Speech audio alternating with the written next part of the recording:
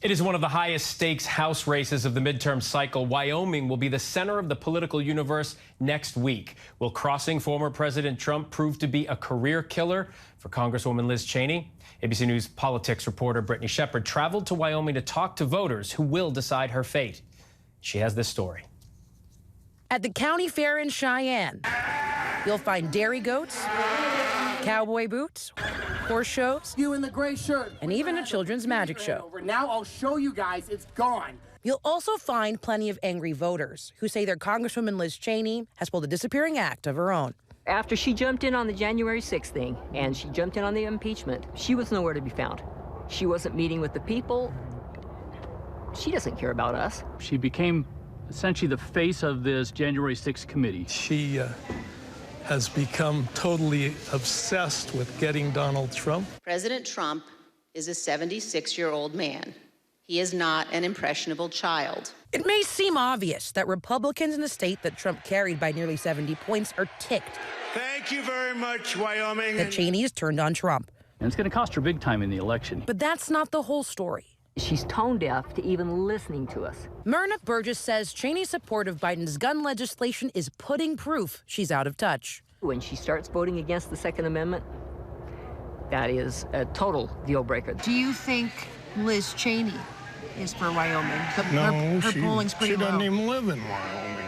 She's absolutely not for Wyoming, and she is a total rhino just like her dad. As for the charge that Cheney is MIA, Trump-backed challenger Harriet Hageman is taking aim. I am the only candidate that has traveled around this state. But the thing is, Cheney is in the state, evidenced by photos on social media instead of big tent rallies. She has to have private events that are not announced to the general public because of her safety. And that's a crying shame that somebody stood up for what they believed in Congress, and they are now in a position where they have to worry about their safety and their family's safety. What she has done for Wyoming truly does matter. State Rep Landon Brown, a Cheney surrogate, says that this race is about the existential choice facing the grand old party. Make the 2020 election great again, or push ahead and divorce from Trump. This is bigger than one man, right? This is bigger than one person's presidency. This is our Constitution. This is our history. This is what we're going to be remembered for. And that's exactly what Liz is remembering. And there's a lot of people in my district alone, but as well as other people out there, that they feel the exact same way. And unfortunately, you know, everything lands in Wyoming's lap right now. An interesting twist about Wyoming is that voters can change their party affiliation right at their polling places. That means Democrats can weigh in on Liz Cheney's race in a major way.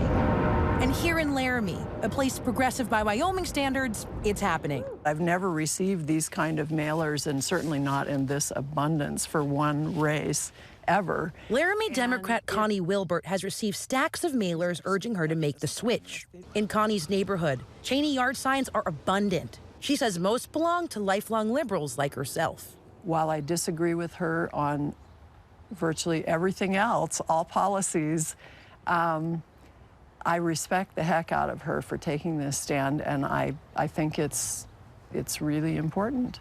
The Cheney campaign says they aren't targeting Democrats, but they'll welcome any support. Voter Megan Hayes, who also made the switch, says these are unusual times. Lifelong Democrat, but registered as a Republican for the primary? For the first time in my life, I am a registered Republican, yes, ma'am, yes. That gave me a little bit of a rash, but I did it, and I already voted. I got an absentee ballot, and I did vote for Liz Cheney. Could Wyoming Democrats save Liz Cheney's hide? Analysts at 538 say the math doesn't add up. A whopping 70% of voters in the state are registered as Republicans. And in every midterm election in the past decade, more than 80% of primary votes cast have been for GOP candidates, meaning even those who haven't declared their party affiliation likely lean red. There was criticism of her. University of Wyoming political science professor Jim King put it this way. There aren't enough Democrats that could be switching that are probably going to sway this. If one candidate wins by 5,000 votes, those Democrats who switched had no real sway. If the race is decided by 500 votes, well, then those people would have perhaps had an influence. Tough odds aren't stopping some Democrats from trying. It may not make any difference, but I just had to vote for Liz. You know, she's got a real uphill battle. Voters in the least populous state in the country now poised to have an outsized impact on the wide open fate of the Republican Party.